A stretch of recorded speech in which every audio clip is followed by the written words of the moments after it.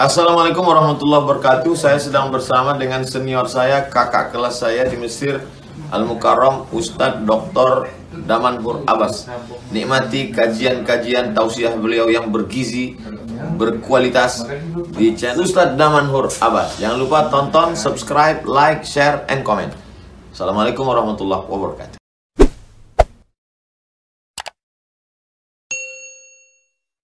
Assalamualaikum warahmatullahi wabarakatuh. Alhamdulillah bi ni'matihi tatimmus shalihat wa bi fadlihi tatanazzalul barakat. Asyhadu an la ilaha illallah lahu da'watul haqq harisun 'alaiha wa ujabat al-syir biha wa takum minkum ummatun yad'una ila al-khair wa ya'muruna bil ma'ruf wa yanhauna 'anil munkar wa ulaika humul muflihun. Wa asyhadu anna Muhammadan 'abduhu wa rasuluhu بلغ الرسالة وأدى الأمانة ونصح الأمة وكشف الغمة حتى أتانا اليقين ليلها كنهارها لا يزيغ عنها إلا هالك. اللهم صل على سيدنا محمد النبي الأمي وعلى أزواجه أمهات المؤمنين وذرياته وآل بيته وأصحابه أجمعين. رب اشرح لي صدري ويسر لي أمري واحلل عقدة من لساني يفقهوا قولي. أما بعد. Para asatiz yang saya muliakan, ayah bunda yang saya cintai, dan bapak ibu jamaah salat zuhur yang dirahmati oleh Allah, marilah senantiasa kita memanjatkan puji dan syukur kepada Allah yang telah memberikan nikmat umur panjang kepada kita, nikmat kesehatan sehingga kita masih bertemu dengan 10 akhir Ramadan.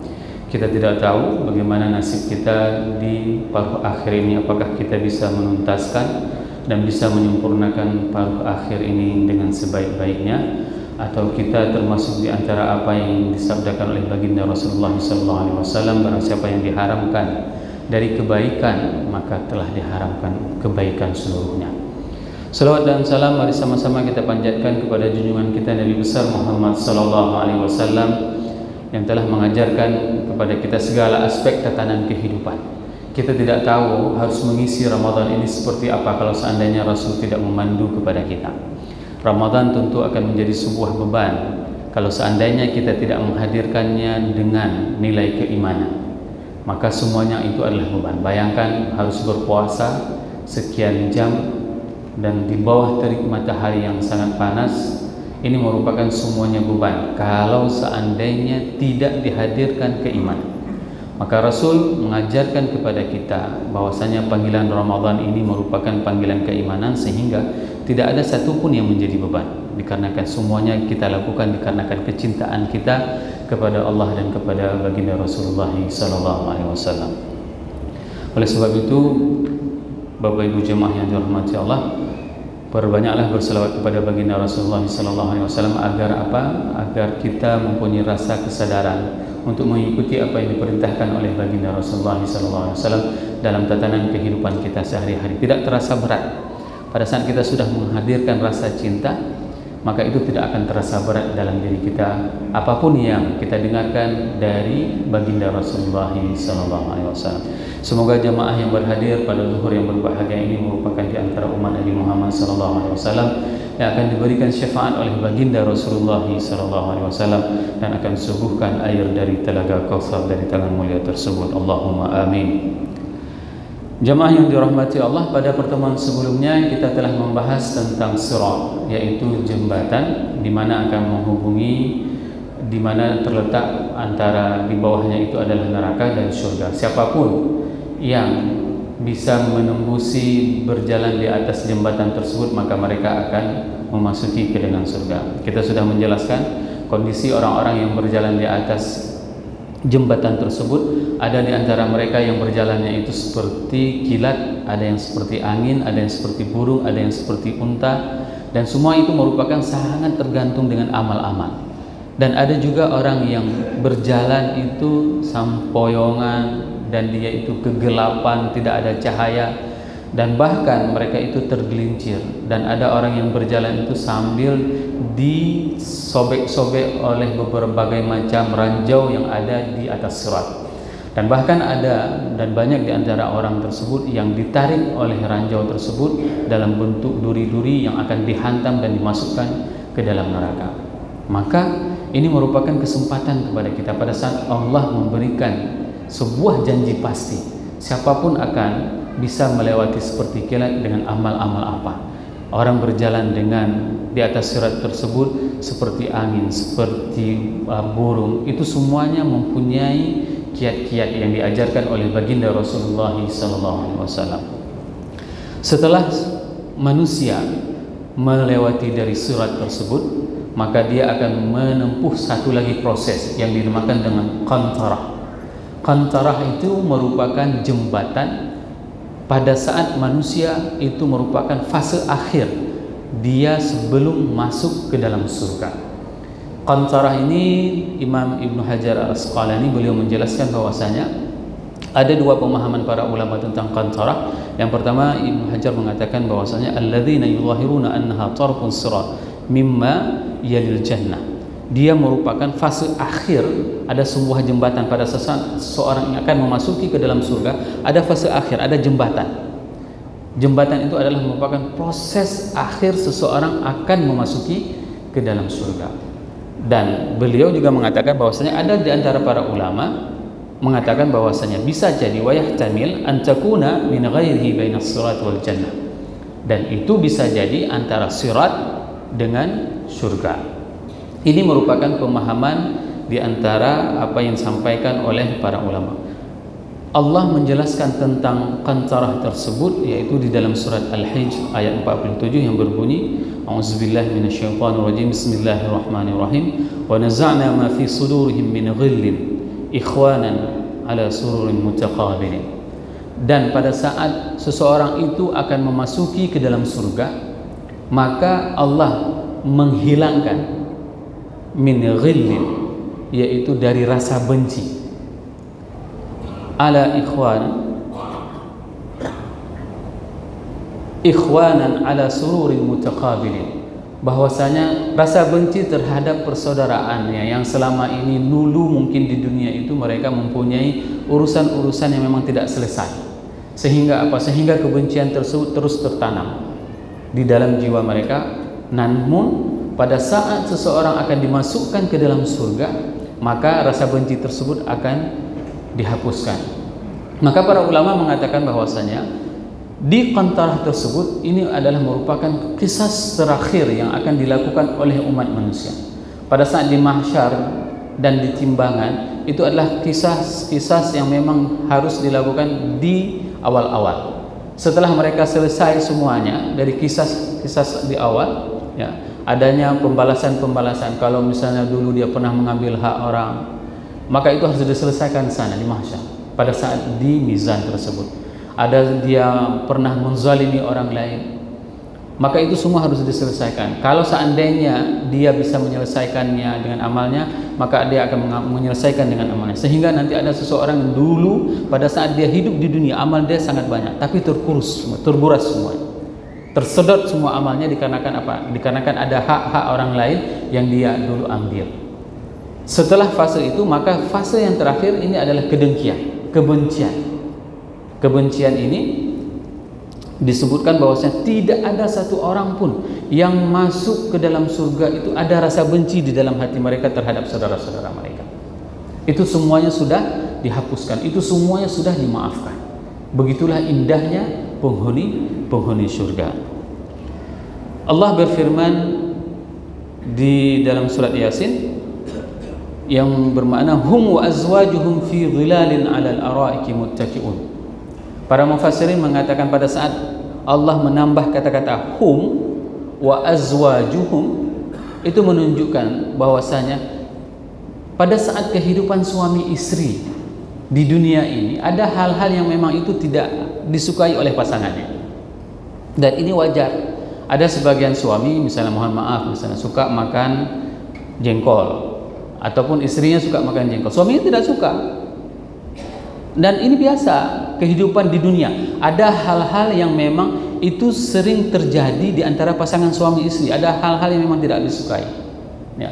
Di dalam salah satu buku yang berjudul Bling, bagaimana berpikir tanpa berpikir, seorang ilmuwan dari Amerika itu bisa memprediksi hubungan suami istri itu dari 3 menit berbicaraan mereka. Bagaimana dialog mereka di 3 menit awal, mereka itu bisa memprediksi bahwasanya ini perkawinannya tidak bertahan lama, sekian lama, hanya sekian lama. Dan itu betul. Kenapa? Karena ada sesuatu kebencian. Apabila kebencian itu diungkapkan oleh pasangan suami istri, maka itu akan membuat rumah tangga itu tidak akan pernah langgeng. Nah, Allah mengatakan di sini berfirman hum, mereka, wa azwajuhum, dan pasangannya. Ini menunjukkan apa? Pasangan suami istri yang dulu mereka mempunyai kebiasaan yang mereka tidak suka pada saat hidup di dunia. Ya, contoh misalnya seperti ada suami suka makan jengkol, ada suami suka isap rokok yang tidak disukai oleh istrinya. Ini kebiasaan yang tidak disukai. Ada, katakanlah misalnya ada istri yang misalnya mohon maaf buang angin besar lagi suaranya kayak bom ya. Ini merupakan hal-hal yang memang tidak disukai. Ya. Tapi nanti di hari akhirat pada saat mereka dimasukkan ke dalam surga, itu Allah jelaskan bahwasanya tidak ada sedikit pun rasa yang tidak suka di antara pasangan suami istri tersebut. Contoh misalnya pada saat di awal-awal pernikahan, katakanlah misalnya suami masih six pack, istri juga masih langsing. Begitu udah punya anak misalnya, pada saat itu masih mesra. Pada saat istri bersandar kepada suami, di macam-macam lah ungkapan rasa sayangnya, bohati macam lah. Begitu udah punya anak 4 ya, sang istri juga sudah agak sedikit besar. Begitu dia bersender, apa dia bilang? Betul tak kena. Ya. Hal-hal seperti ini merupakan hal-hal yang memang tidak disukai pada saat kehidupan di dunia. Namun tidak ada kejadian seperti itu akan terjadi nanti di dalam surga. Di dalam surga, hum wa azwajuhum fi dhilalin ala al-araiki muttaqin. Bahwasanya mereka itu di dalam surga itu bernaung di bawah naungan di atas dipa-dipa mereka. Ini merupakan ungkapan bahwasanya bagaimana kondisi penduduk surga. Tidak ada hal yang tidak disukai, tidak ada sifat-sifat yang tidak disukai. Jemaah yang dirahmati Allah, di dalam surat Al-A'raf Allah berfirman ayat 43 yang berbunyi a'udzubillahi minasyaitonirrajim, bismillahirrahmanirrahim, wa naza'na ma fi sudurihim min ghillin tajri min tahtiha al-anhar wa qalu alhamdulillahi alladhi hadana li hadha wa ma kunna linahtadiya laula an hadana Allah laqad ja'at rusulu rabbina bil haqq wa nudu an tilkumul jannah urithumuha bima kuntum ta'malun. Ini merupakan bagaimana rasa benci itu Allah cabut kepada seluruh penduduk surga. Tidak ada kebencian siapapun. Jannatin tajri min tahtihal anhar, bahwasanya surga itu mengalir di bawahnya, di bawah telapak kaki ya. Di bawah telapak kaki manusia pada saat mereka berjalan di atas surga itu mengalir air. Dan saya sering mengatakan bahwasanya belum ada teknologi yang bisa buat jalan aspal, di bawah aspal bisa kita lihat air. Tidak ada teknologi hari ini yang bisa seperti itu. Itu teknologinya hanya ada di surga. Wa qalu alhamdulillahilladzi hadana li hadza. Ini merupakan sebuah nikmat yang Allah berikan kepada kita pada saat masuk ke surga. Kalaulah bukan karena hidayah dari Allah, sungguh kita tidak akan pernah berada di tempat ini. Ini adalah hidayah termahal.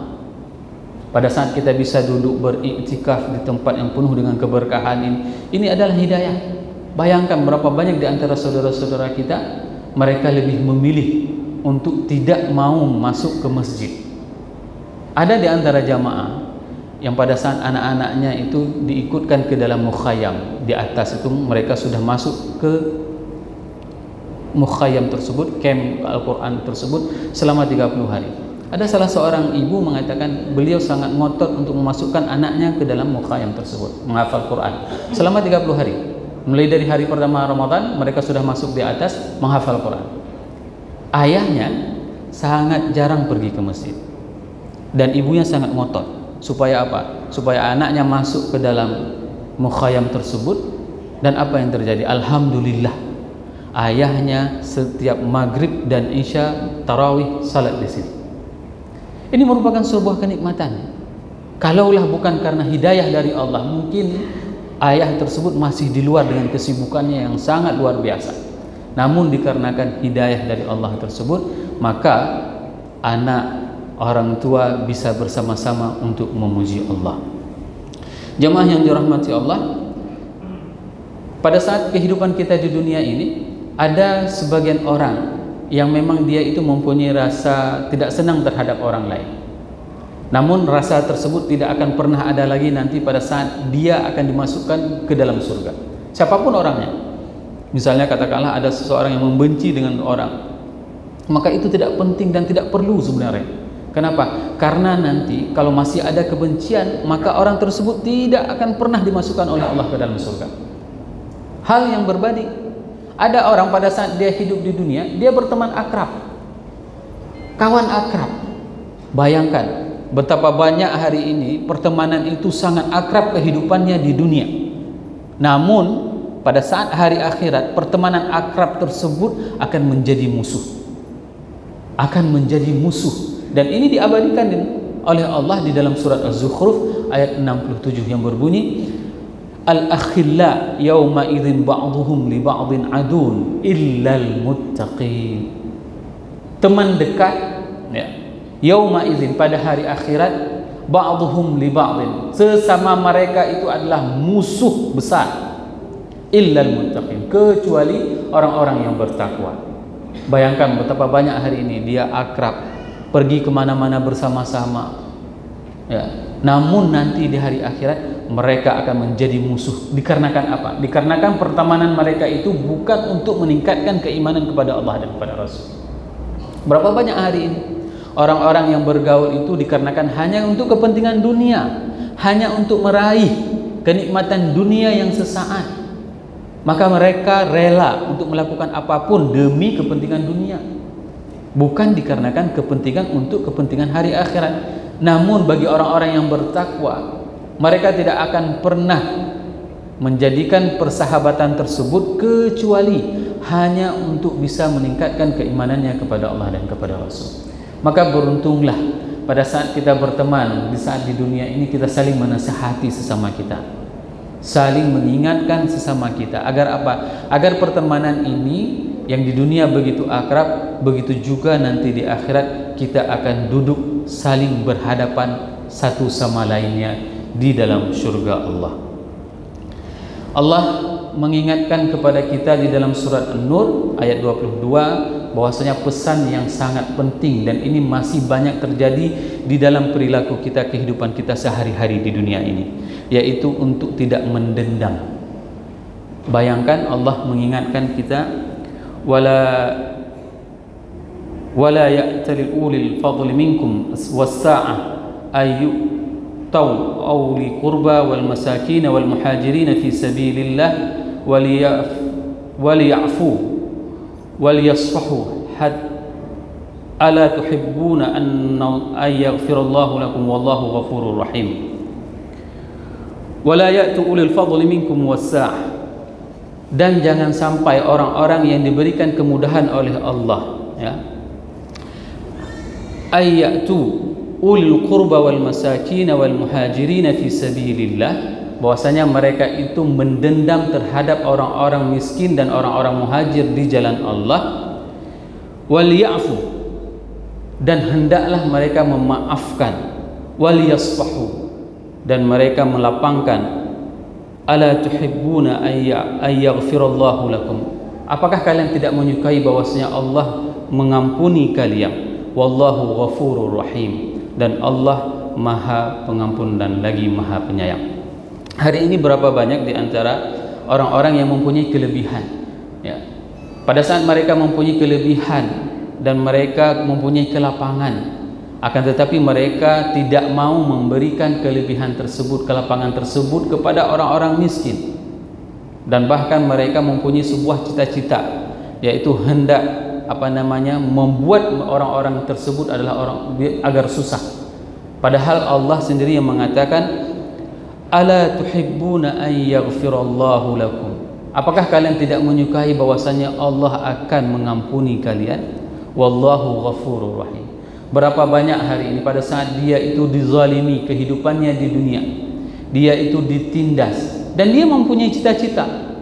Cita-citanya apa? Kalau nanti saya punya jabatan, kalau seandainya saya nanti punya kekuasaan, maka kapan saya akan balas dendam terhadap dia.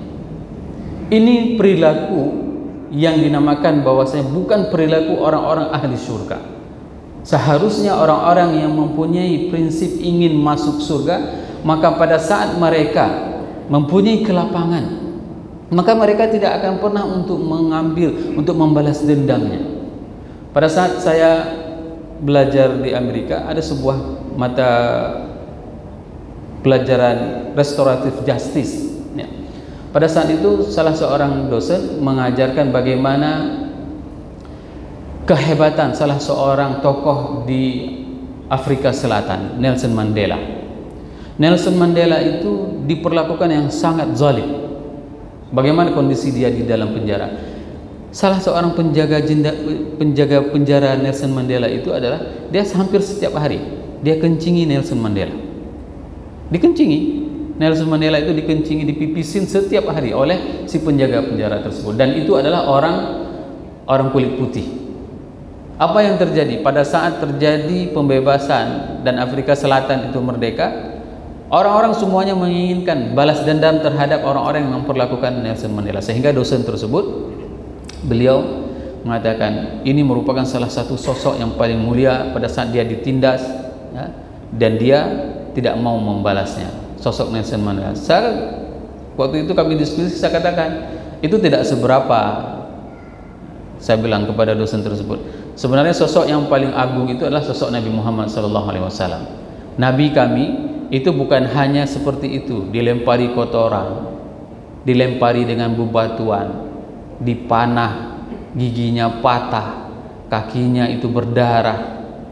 Namun apa yang dilakukan? Pada saat beliau ke Taif, malaikat Jibril meminta kepada malaikat penjaga gunung Taif, ya, apa yang dikatakan oleh malaikat Jibril? Wahai penjaga gunung, pintalah kepada Muhammad supaya ditelengkupkan Taif tersebut. Apa dijawab oleh Rasul? Innahum la ya'lamun.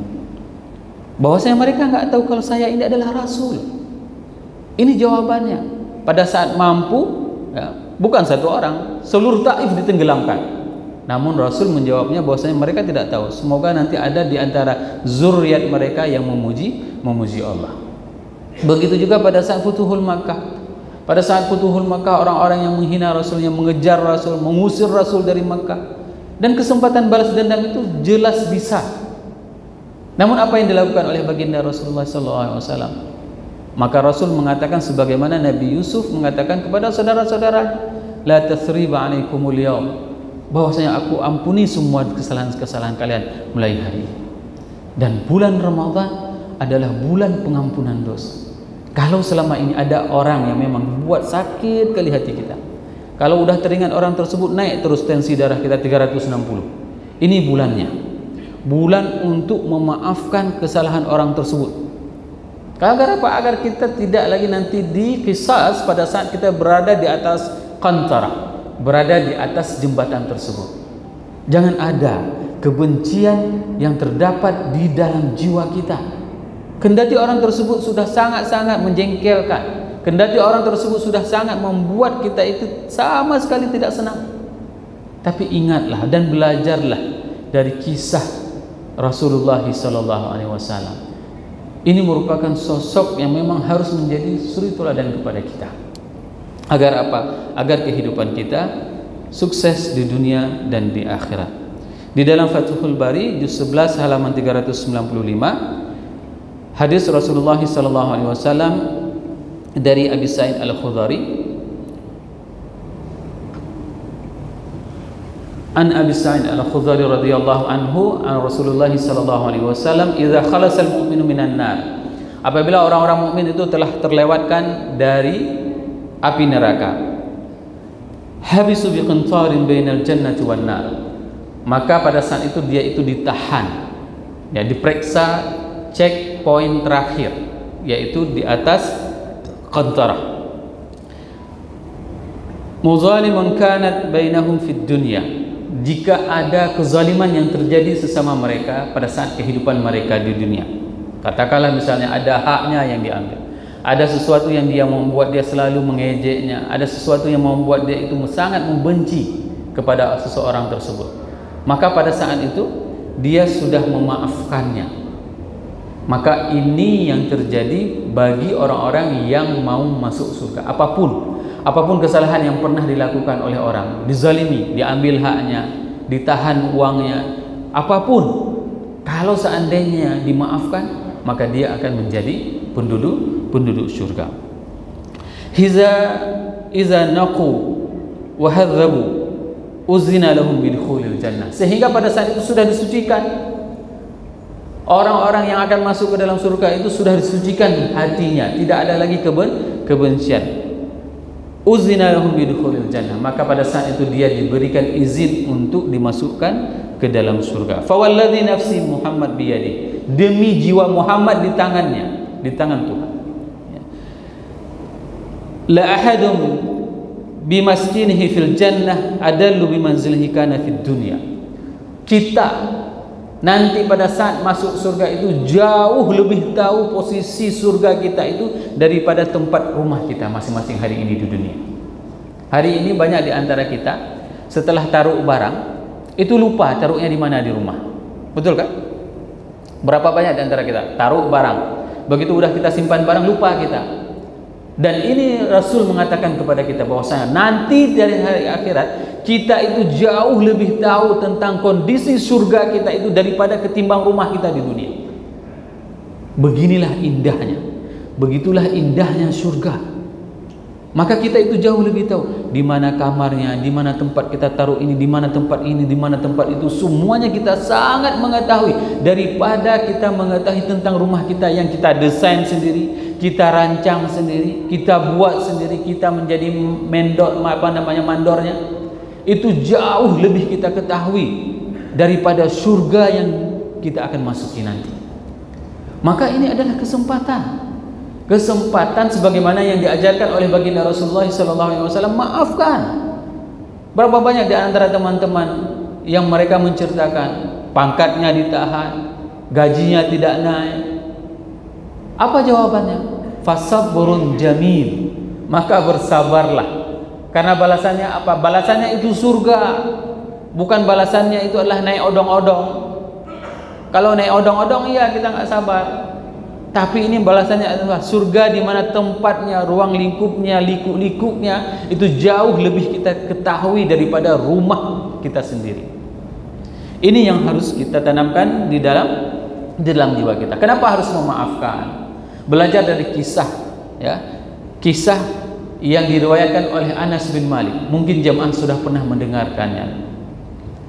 Dan hadis ini didapatkan di dalam Musnad Imam Ahmad. Juz 7 halaman 330. Hadis yang diriwayatkan oleh Abdullah bin Amr bin As. Ya. Kejadiannya pada saat majelis Rasulullah SAW masuk orang ke dalam masjid Nabi.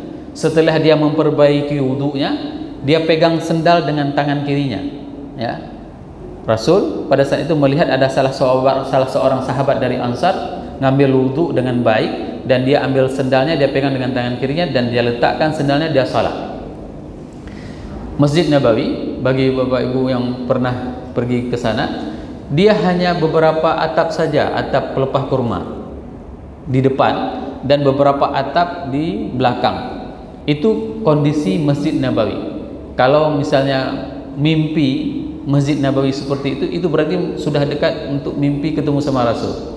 Kondisinya hampir rata-rata orang yang bertemu sama Rasul itu kondisinya masjidnya lama, bukan masjid seperti hari ini. Ya. Atapnya ada beberapa pelepah kurma dan di belakang ahlu sufah, mereka itu di situ tempat tinggal mereka. Nah, pada saat itu salah seorang sahabat itu meletakkan sendalnya dan salat. Rasul mengatakan dia adalah ahli surga. Besok balik lagi orang tersebut ambil wudu, pegang sendal, sama kejadiannya. Rasul mengatakan dia itu adalah ahli surga. Besok hari ketiga hal yang sama dikatakan oleh Rasulullah SAW dengan orang yang sama, perbuatan yang sama. Rasul mengatakan dia adalah ahli surga. Maka pada saat itu, ya, Abdullah bin Amr bin As ingin melakukan survei. Apa yang dilakukan oleh orang tersebut? Amal apa yang dilakukan? Sehingga apa? Dia mengatakan saya ingin bertamu di rumah Anda. selama 3 malam. Dia perhatikan selama 3 malam biasa saja kehidupannya, tidak ada yang istimewa. Tidak ada yang istimewa, ya. Tidak ada tahajud yang luar biasa, tidak ada, biasa saja kehidupannya, sama seperti kehidupan biasa-biasa. Ini bukan berarti kita tidak perlu tahajud. Itu sahabat sudah jelas ya, dekat sama Rasul. Kalau kita yang tidak dekat sama Rasul berarti harus lebih dari mereka. Nah, setelah 3 hari dia mengaku. Saya heran pada saat Rasul mengatakan kepada saudara bahwasanya Anda itu adalah ahli surga, dan saya memperhatikan selama 3 hari tidur di rumah saudara, dan tidak ada amal yang spesial yang Anda lakukan. Apa yang Anda lakukan sehingga Rasul mengatakan Anda sebagai ahli surga? Apa yang dia katakan? Dia mengatakan, aku memaafkan semua dosa orang yang menyakitiku setiap pada saat aku mau tidur malam. Ini merupakan hal yang paling terberat apabila kita tidak ikhlas. Katakanlah misalnya dunia kita direbut, diambil sehingga kita tidak bisa meraih dunia tersebut. Maka ingat kisah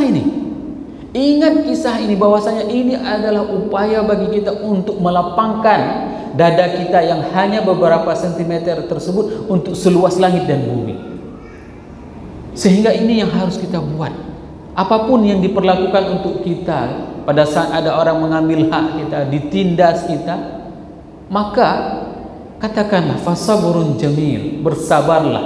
Karena apa? Karena mereka orang-orang yang sabar min haitsu la yahtasib. Balasannya itu adalah sangat surprise, sangat luar biasa. Dan ini dijelaskan oleh Rasul. Memaafkan. Siapa hari ini yang telah membuat kita sakit hati? Ada orang berkumpul, ya. Ada orang berkumpul semuanya sengaja untuk kasih buat sakit hati kita. Maka tidur malam maafkan mereka.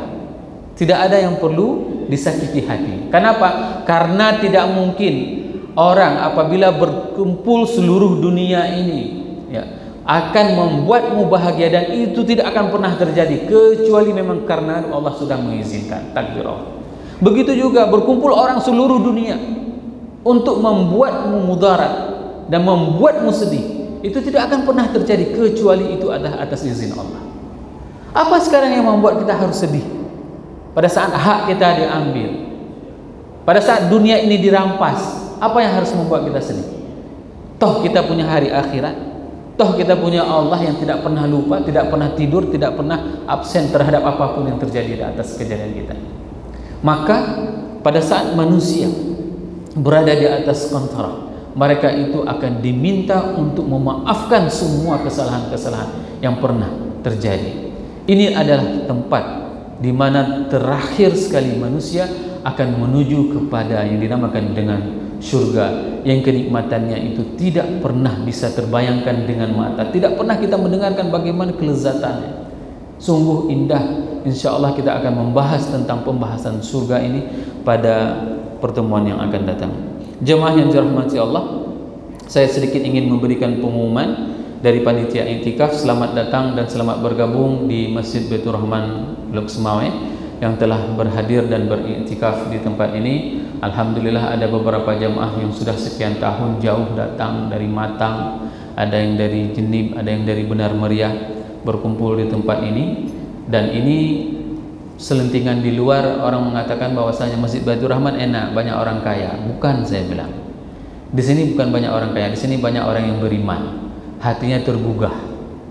Hatinya masih pintu keimanannya itu masih terbuka, tidak terkunci. Sehingga pada saat kita membuat pengumuman langsung mereka ingin berdonasi. Berapapun yang mereka sumbang. Karena apa? Karena itulah kemampuannya. Dan saya sering mengatakan kepada jamaah semuanya, orang itu bisa masuk surga itu dengan sebutir kurma. Dan itu kejadian real. Pada saat seorang ibu datang bertamu kepada Rasulullah menceritakan tentang perihalnya, ya, pada saat itu Rasul memberikan 2 butir kurma kepada si ibu tersebut. Dan ibu tersebut tidak memiliki harta lain kecuali 2 butir kurma. Dan dia tidak mengkonsumsinya. Dia mengambil kurma tersebut diberikan kepada anaknya. Maka Rasul mengatakan kepada ibunda tersebut, falahal jannah. Ibunda Aisyah bertanya, 2 butir kurma masuk surga? Iya. Kenapa? Karena itu adalah harta satu-satunya yang dia miliki. Ini jangan jadi alasan pas lewat celeng sedekahnya cuma 1.000 satu butir kurma. Padahal dia punya deposito yang banyak, padahal dia punya harta yang banyak.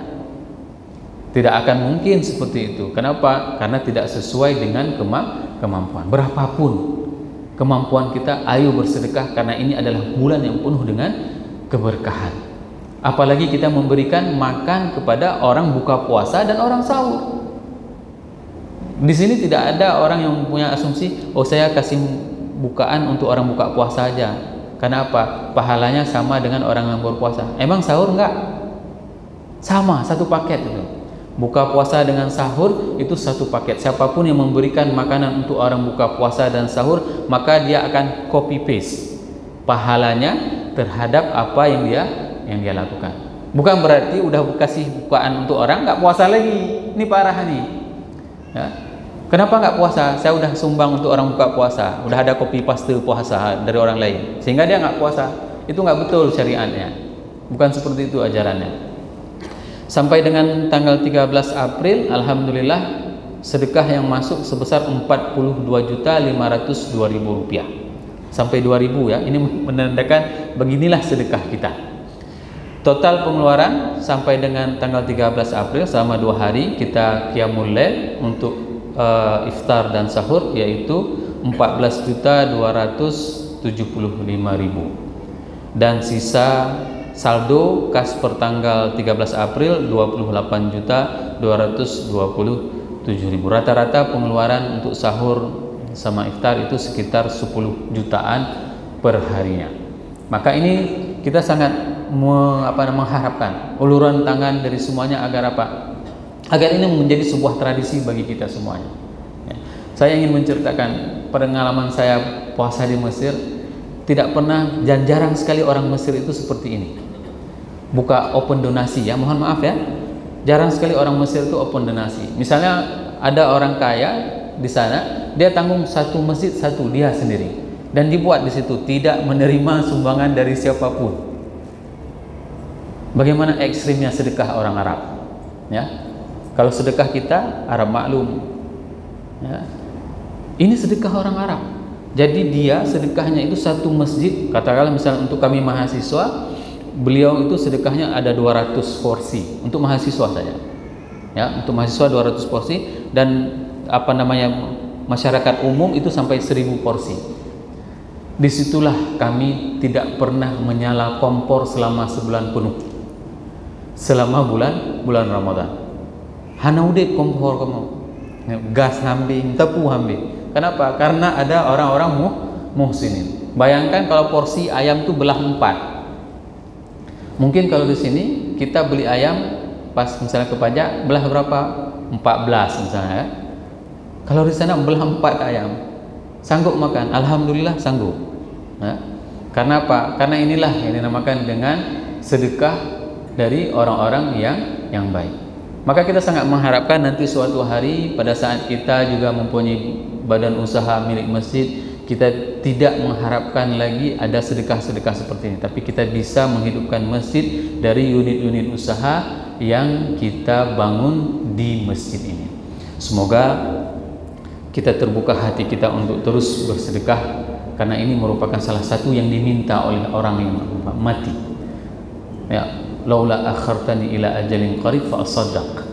Pada saat manusia itu mau meninggal, mereka semua akan minta untuk dihidupkan kembali. Agar apa? Agar mereka bisa bersedekah. Mumpung Allah masih memberikan kesempatan kepada kita, umur panjang, kemudahan rezeki semampu kita, maka berikanlah sedekah tersebut di 10 akhir ini, sehingga kita dimasukkan oleh Allah ke dalam surganya. Semoga apa yang saya sampaikan ini bermanfaat kepada diri saya dan kepada jamaah semuanya, sehingga kita bertemu kembali di dalam surga Allah, Jannatun Na'im. Subhanakallahumma wa bihamdik, asyhadu an la ilaha illa anta, astaghfiruka wa atubu ilaik. Assalamualaikum warahmatullahi wabarakatuh.